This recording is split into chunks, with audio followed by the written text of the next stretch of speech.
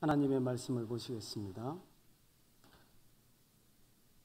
구약성경 에스겔서 16장 59절에서 63절까지의 말씀을 봉독하겠습니다.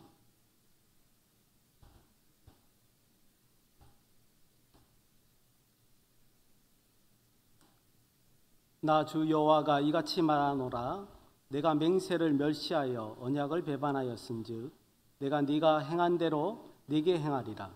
그러나 내가 너의 어렸을 때 너와 세운 언약을 기억하고 너와 영원한 언약을 세우리라. 네가 내 형과 아우를 접대할 때 내 행위를 기억하고 부끄러워할 것이라. 내가 그들을 네게 딸로 주려 하리니와 너의 언약으로 말미암음이 아니니라. 내가 네게 내 언약을 세워 내가 여호와인 줄을 내가 알게 하리니 이는 내가 내 모든 행한 일을 용서한 후에 네가 기억하고 놀라고 부끄러워서 다시는 입을 열지 못하게 하려 함이니라. 주 여호와의 말씀이니라. 아멘.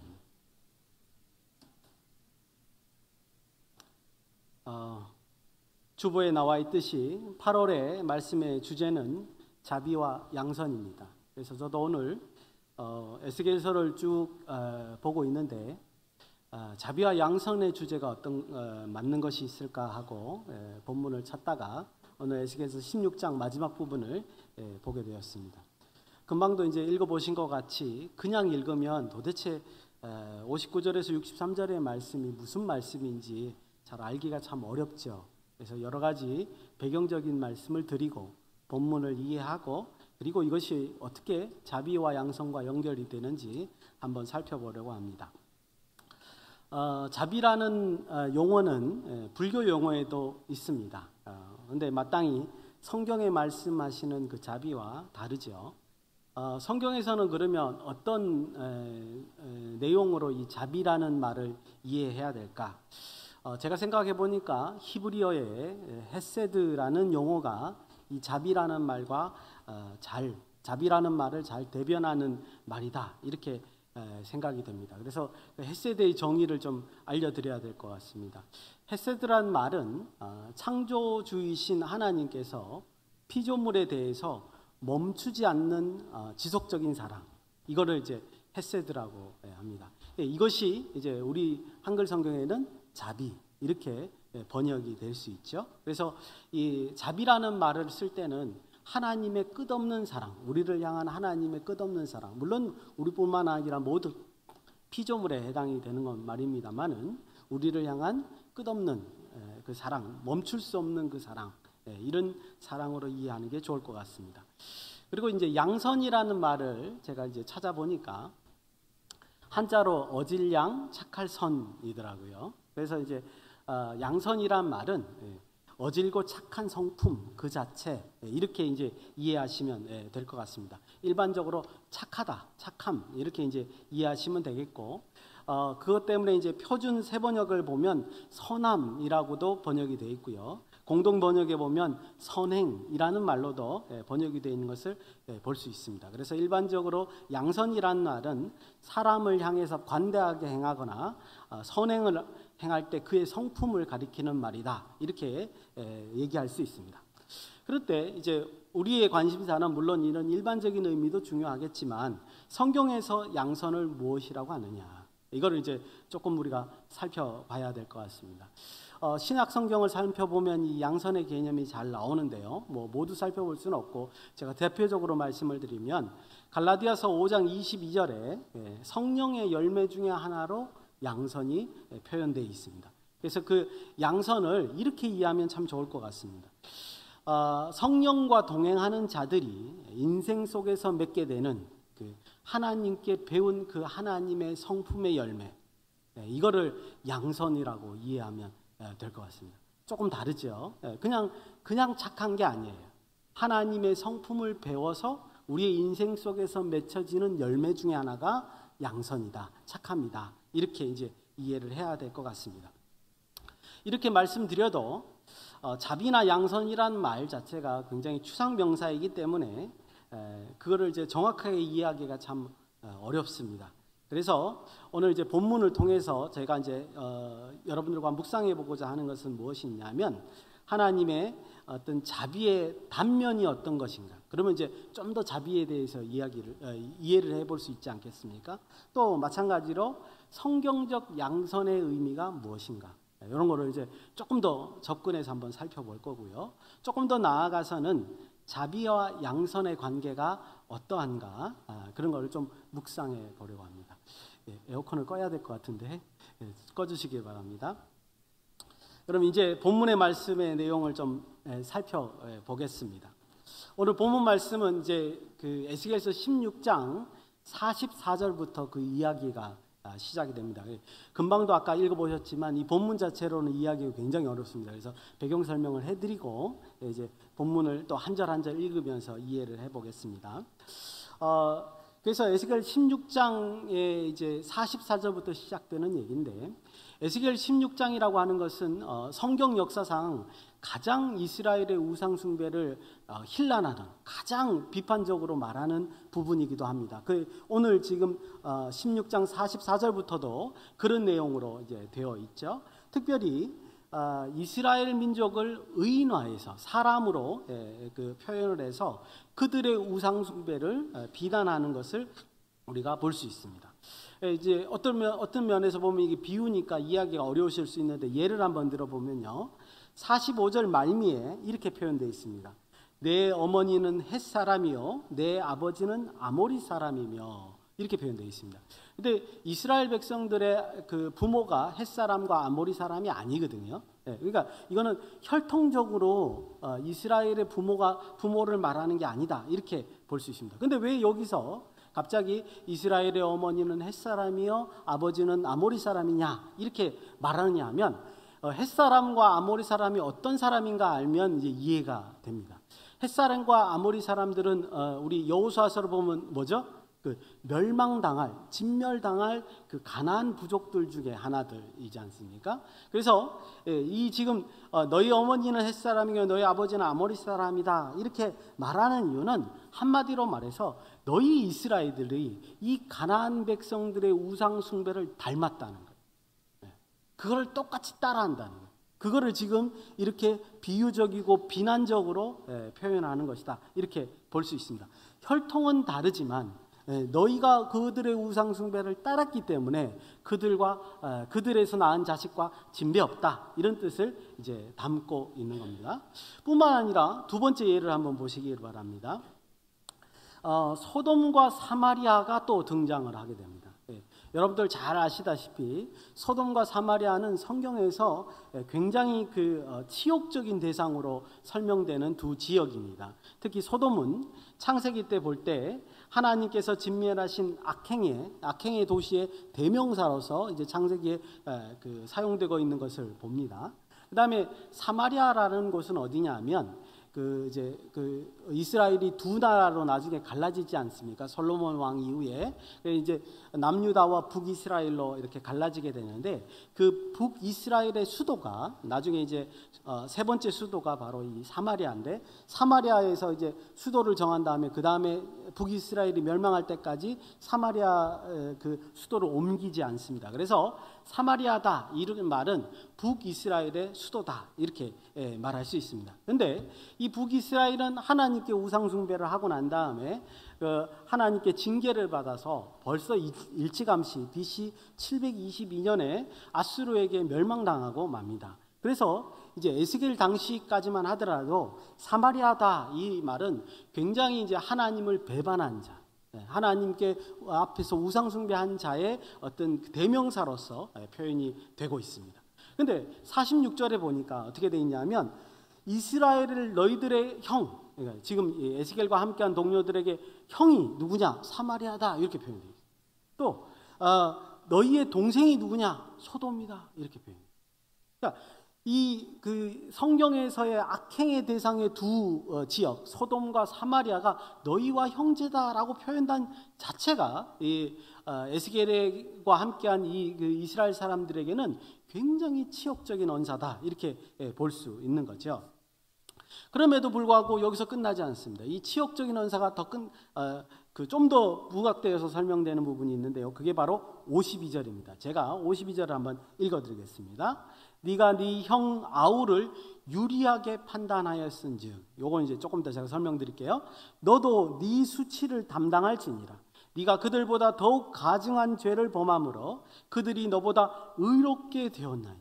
놀랍죠? 누가 의롭대요? 소돔과 사마리아가 의롭대요. 누구보다? 너희들보다 의롭다, 이렇게 말합니다. 네가 내 형과 아우를 의롭게 하였은즉 너는 놀라며 내 수치를 담당할지니라, 이렇게. 내 형과 아우를 유리하게 판단하였다는 말은 이 52절의 내용을 읽어보니까 이런 뜻이에요. 형인 사마리아의 죄보다, 아우인 소돔의 죄보다 너희들의 죄가 결코 값없지 않다라는 거예요. 여기서는 그들이 의롭게 됐다는 말이 그들이 진짜 의롭게 여김을 받았다, 이 뜻을 말하고자 하는 게 아니라, 악한 소돔과 사마리아가 너희보다 더 죄를 덜 지었기 때문에 그들이 오히려 너희들에 비하면 의롭다, 그런 말. 그러니까 오늘 52절의 이 내용의 그 포커스는 어디에 있냐면 이스라엘이 그렇게 범죄를 저질렀다, 이거를 말하고 있는 거죠. 그리고 또 중요한 것은요, 아까 제가 말씀드렸다시피 형과 아우인 그 사마리아와 소돔은 이미 하나님께 징계를 받았잖아요. 그렇죠? 네. 네, 이미 그 역사상의 수치를 당했습니다. 그러니까 뭐요? 그들이 너희보다 더 의로운데도 불구하고 수치를 당했으니까 너희가 수치를 당하는 것은 당연하다, 이렇게 하나님이 지금 설명을 하는 거예요. 이게 이제 지금 우리 오늘 본문을 보기 전에 배경이다, 이렇게 말씀드릴 수 있습니다. 이제 그러고 난 다음에 59절부터 한 절씩 보면 이 말이 이제 이해가 가실 겁니다. 59절 제가 읽겠습니다. 나 주 여호와가 이같이 말하노라. 내가 맹세를 멸시하며, 네가 명세를 멸시하며 언약을 배반하였은즉 내가 네 행한 대로 네게 행하리라. 여기서 맹세를 멸시했다, 이렇게 표현되어 있는데요. 이건 하나님 앞에 이스라엘이 맹세한 것을 의미합니다. 그걸 이제 멸시했다, 이렇게 표현합니다. 그리고 뒷말에 이제 언약이라는 말이 나오는 거 보니까 이거는 뭐예요? 출애굽기 19장에 나오는 시내산 언약을 말하는 겁니다. 이 에스겔서 16장 초반에도 이제 그런 거를 비유로 이렇게 설명되어 있는 것을 우리가 지난번에 한번 살펴봤던 것으로 기억을 합니다.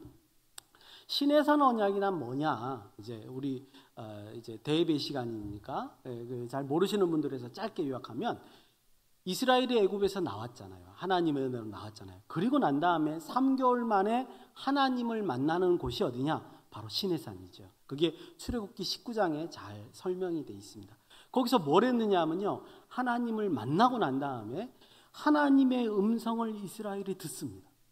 하나님의 하늘에서 음성을 들려줘요. 그게 20장에 나오는 그 십계명이에요. 그 십계명을 하나님이 불러주시는 거예요. 그 음성을 듣고 그 다음에 하나님과의 언약을 합니다, 이스라엘이. 어떤 내용의 언약을 했느냐? 그 들려준 십계명을 철저히 따르면 하나님께서 너희를 내 소유로 만들겠다. 그리고 너희를 제사장 나라로 만들겠다. 제사장 나라로 만들겠다는 말은 그들을 사용해서 모든 인류가 구원받게 할 수 있도록, 그런 도구가 될 수 있도록 이스라엘을 삼겠다, 이런 약속을 한 겁니다. 너희들 그렇게 하겠느냐? 하나님 물으시니까 이스라엘이 예, 그렇게 하겠습니다. 그래서 피로 언약을 맺었다는 거예요. 그게 이제 시내산 언약인 거예요. 그랬는데 뭐야? 이스라엘이 이 언약을 멸시한 거예요. 본문에 있는 것처럼. 여러분들 그 언약, 시내산 언약이라는 것은 굉장히 특별한 언약입니다. 굉장히 특별한 특권입니다. 우리 이걸 아셔야지 이제 그 다음 내용이 이해가 가는 거예요. 개인의 잘못이나 죄가 있다 하더라도 뭐만 하면 용서가 돼요? 물론 고의로 저지른 죄는 용서받을 수 없습니다만은, 뭐만 하면 용서가 돼요? 제사만 드리면 용서가 되는 거예요. 제사만 드리면 생명을 얻을 수 있는 권리를 갖는 특권이 뭐야? 바로 이 시내산 언약입니다. 하나님의 백성이 된다, 하나님의 소유가 된다. 이 말은 뭐냐면 천지를 지으시고 천지를 운영하시는 하나님이 뭐가 된다는 거예요? 우리의 보호자가 된다는 뜻이에요. 세상에 이런 특권이 어디 있습니까?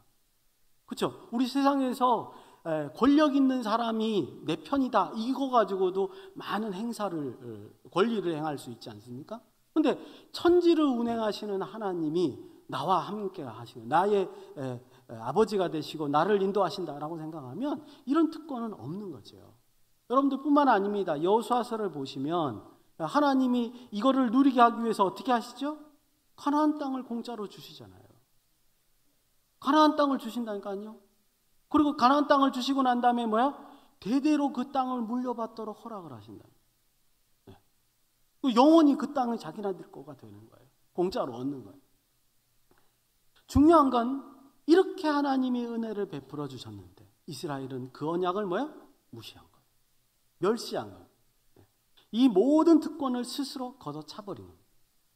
그래서 하나님께서는 아주 특별한 말을, 우리 감지하기 어려울 수 있지만 그 뒷부분에 뭐라고 표현하냐, 이렇게 표현해요.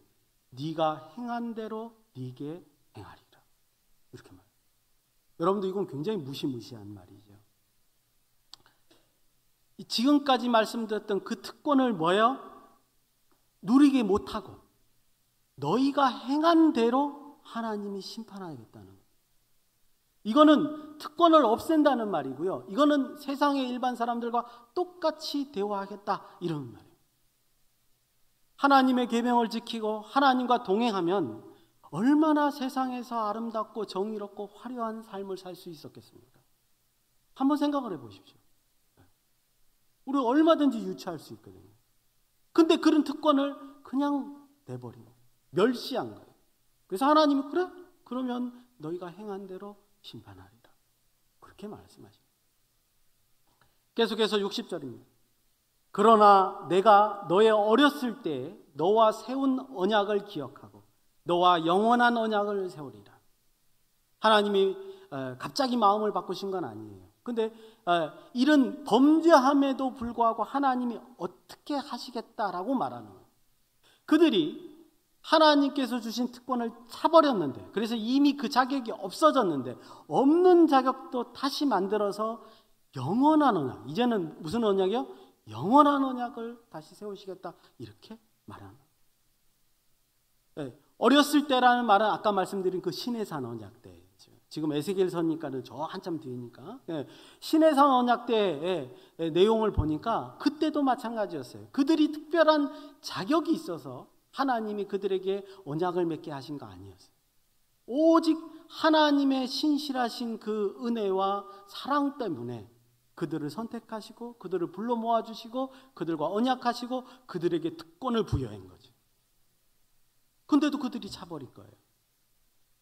마찬가지로 비록 그들이 하나님의 언약을 무시하고 차버렸지만 이제 더 이상 자격이 없지만 그럼에도 불구하고 하나님은 뭐 하는 거예요?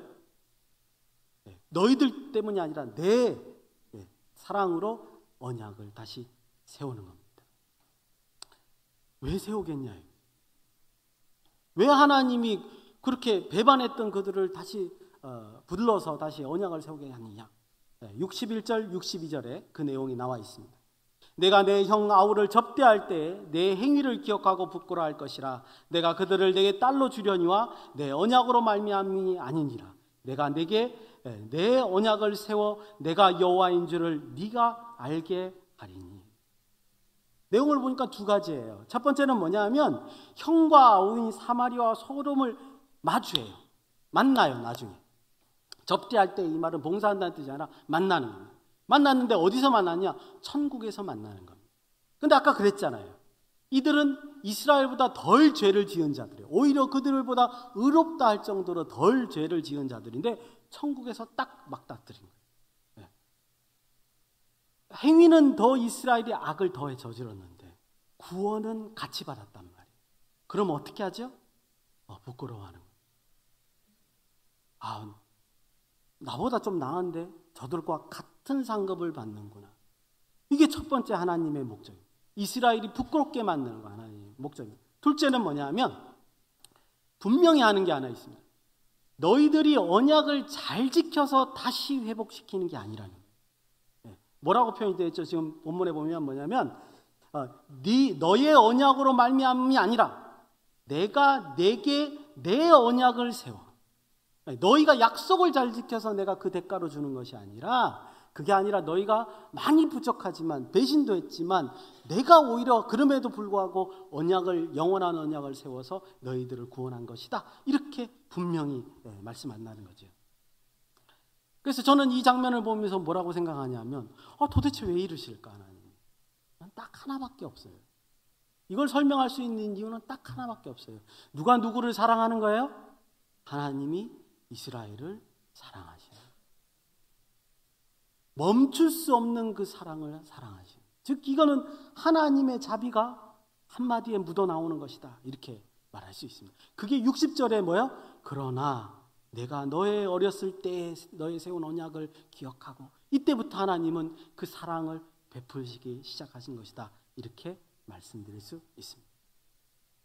아까 조금 이해가 부족했던, 그럼 왜 이스라엘을 부끄럽게 만들까? 63절에서 그 이유가 나와 있습니다. 우리는 이거는 이제 한 목소리를 읽을 겁니다. 이는이라는 말이 왜냐하면 이 뜻이거든요. 자, 이는부터 같이 읽겠습니다. 시작. 이는 내가 내 모든 행한 일을 용서한 후에 네가 기억하고 놀라고 부끄러워서 다시는 입을 열지 못하게 하려 함이라 주 여호와의 말씀입니다.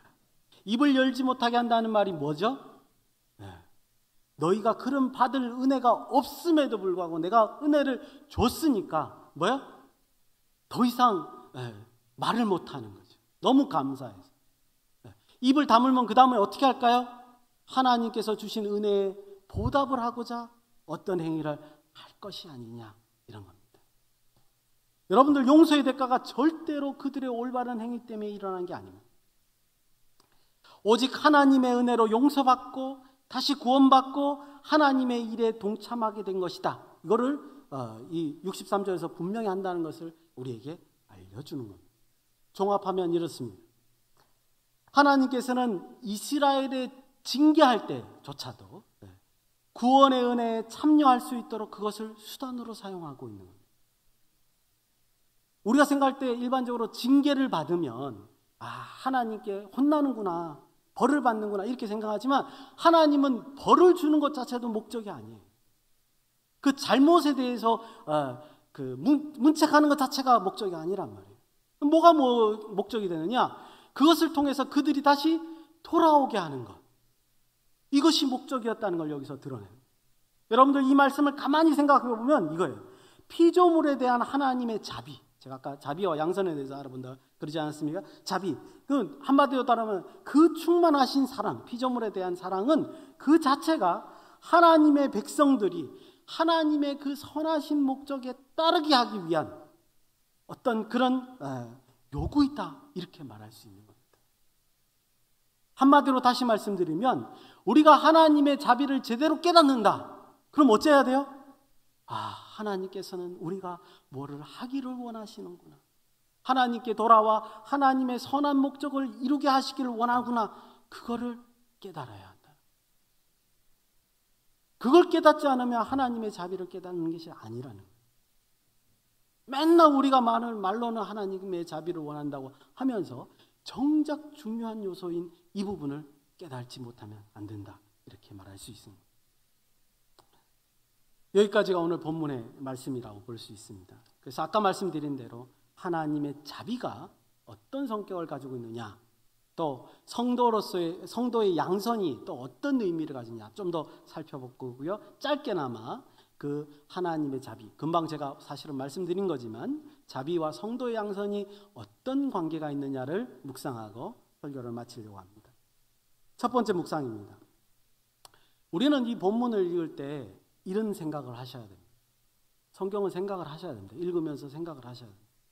왜 하나님께서는 이스라엘에게 언약을 맺으시고 또 그렇게 죄를 지었음에도 불구하고 다시 그 옛일을 꺼내며, 여러분들 사실 그 옛일을 꺼낸다는 거는 잘못을 저지른 자가 꺼낼 수 있는 게 아니죠.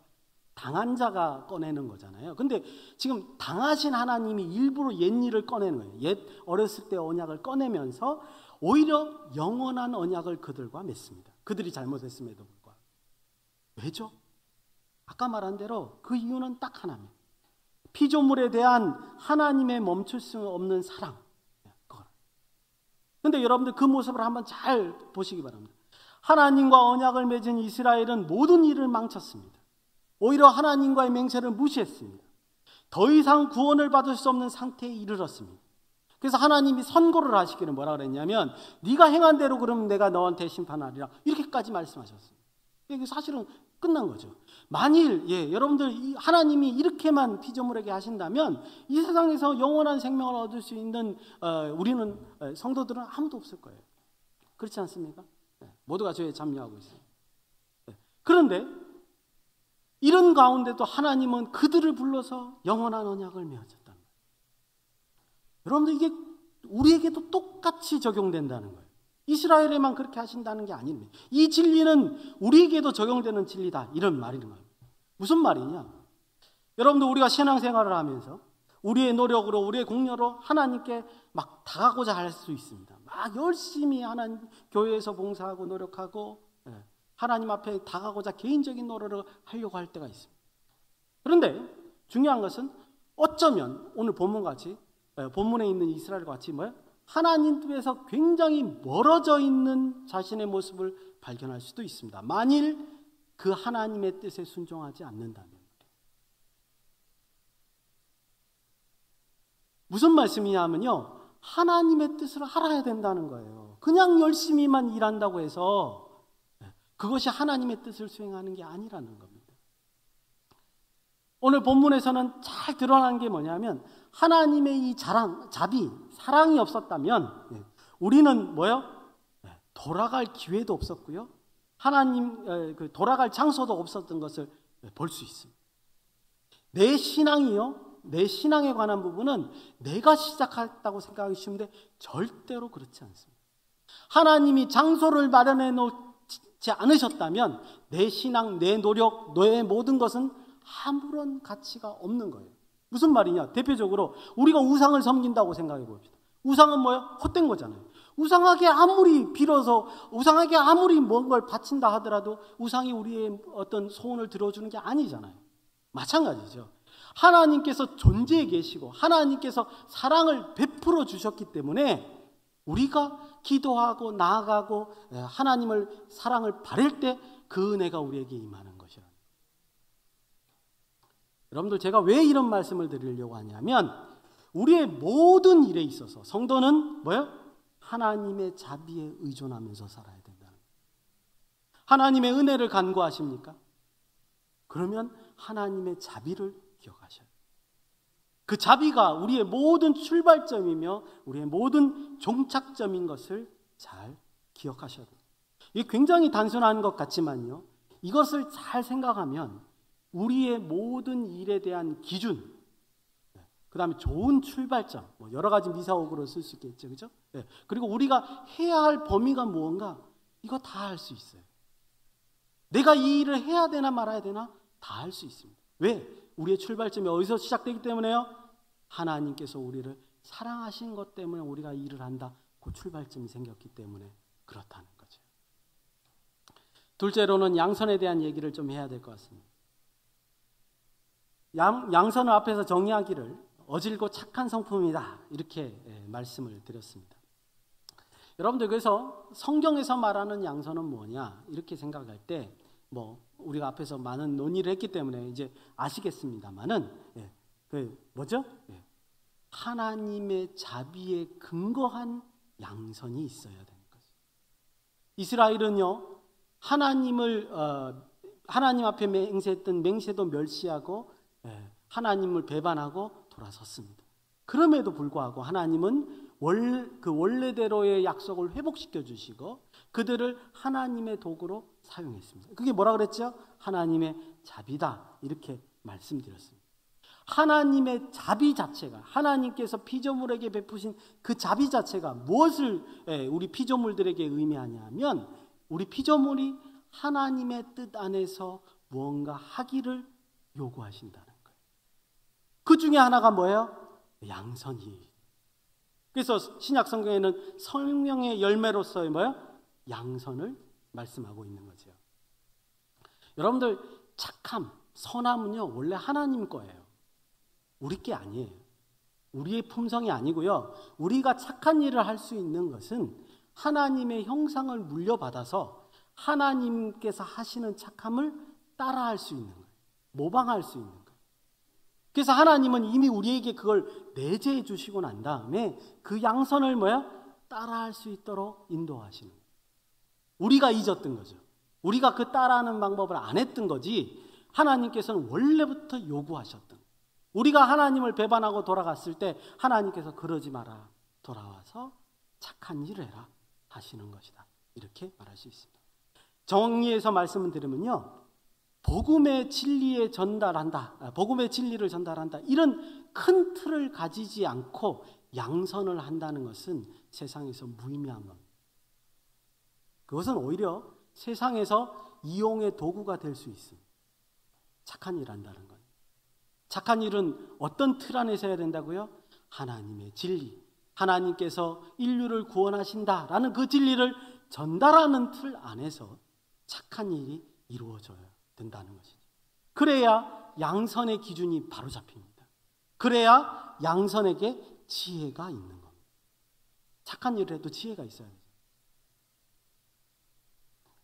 마지막으로 짧게 드리고 싶은 것은 양선과 하나님의 자비의 관계입니다. 이미 사실은 다 말씀드린 거죠. 양선은요, 하나님께서 우리에게 요구하시는 겁니다. 그거 잊어버리시면 안 돼요. 하나님이 우리에게 양선하라고, 착하라고 요구하신다는 사실입니다. 그런데 그거는 구원의 대가가 아니에요. 내가 구원했으니 너희가 착한 일 해라, 그런 뜻이 아니에요. 오히려 뭐예요? 그게 올바른 반응이다 라고 가르쳐 주시는 거예요. 뭐라고요? 그 양선이 우리가 하나님의 은혜를 제대로 깨달았을 때 일어나는 올바른 반응이다 라고 말씀하시는 거예요. 다른 말로 표현하면 아까 이스라엘에게 하나님이 하셨듯이 징계도 하나님께서 그들을 돌아키게 하는 도구로 사용하셨듯이 양선이라는 열매를 맺도록 우리에게 유도하시는 것. 그것이 뭐예요? 하나님의 요구라는 거죠.